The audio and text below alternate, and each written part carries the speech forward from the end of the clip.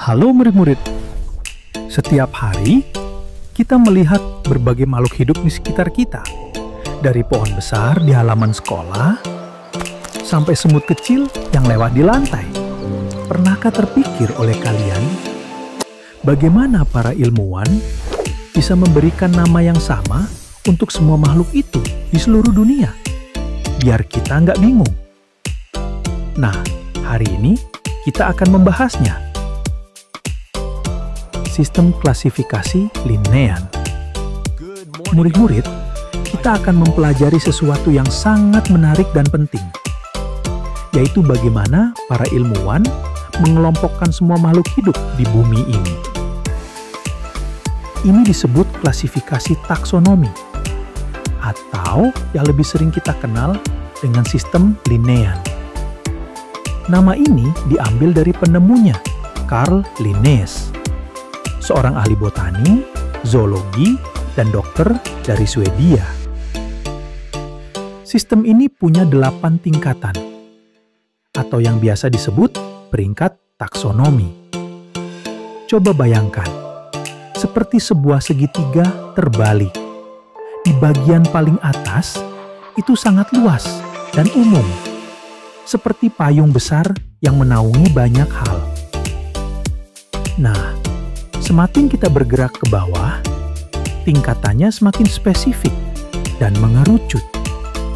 Ini artinya, semakin ke bawah, organisme-organisme yang berada di tingkatan tersebut akan semakin mirip satu sama lain. Jadi, 8 tingkatan itu apa saja, murid-murid? Perhatikan baik-baik ya. 1. Domain. 2. Kingdom, kerajaan. 3. Phylum, film. 4. Class, kelas. 5. Order, ordo. 6. Family, family. 7. Genus, dan 8. Species. Contoh klasifikasi rubah. Sekarang, biar lebih jelas, mari kita ambil contoh rubah. Kita akan mengurutkan klasifikasinya dari tingkatan yang paling umum hingga yang paling spesifik. Domain. Ada 3 domain utama, yaitu eukarya, bakteri, dan archaea. Organisme yang selnya punya inti sel itu masuk ke domain eukarya. Kalau tidak punya inti sel, dia masuk bakteri atau archaea. Nah, sel rubah itu punya inti, jadi rubah masuk domain eukarya. Ini langsung mengeliminasi bakteri, karena bakteri tidak punya inti sel. Kingdom. Ada 6 kerajaan utama, yaitu Protista, Fungi atau jamur, Plante atau tumbuhan, Animalia atau hewan, Archaea, bakteri, dan eubakteri. Rubah adalah hewan kan? Jadi dia masuk kerajaan Animalia. Ini berarti tumbuhan tidak masuk, karena tumbuhan punya kerajaannya sendiri. Phylum. Ada banyak filum di dunia ini. Beberapa contohnya termasuk Arthropoda, seperti kepiting, Cnidaria, seperti ubur-ubur, dan Chordata, yang punya tulang belakang seperti anjing, kelelawar, dan ikan. Rubah punya tulang belakang, jadi dia masuk filum Chordata. Serangga yang punya rangka luar dan tidak punya tulang belakang jelas masuk filum yang berbeda. Setelah itu ada kelas. Rubah diklasifikasikan ke dalam kelas Mamalia. Mengapa? Karena mamalia itu punya kelenjar khusus yang bisa menghasilkan susu untuk anak-anaknya dan beberapa ciri lainnya. Katak yang merupakan amfibi jelas beda kelasnya dengan rubah. Order. Selanjutnya ordo.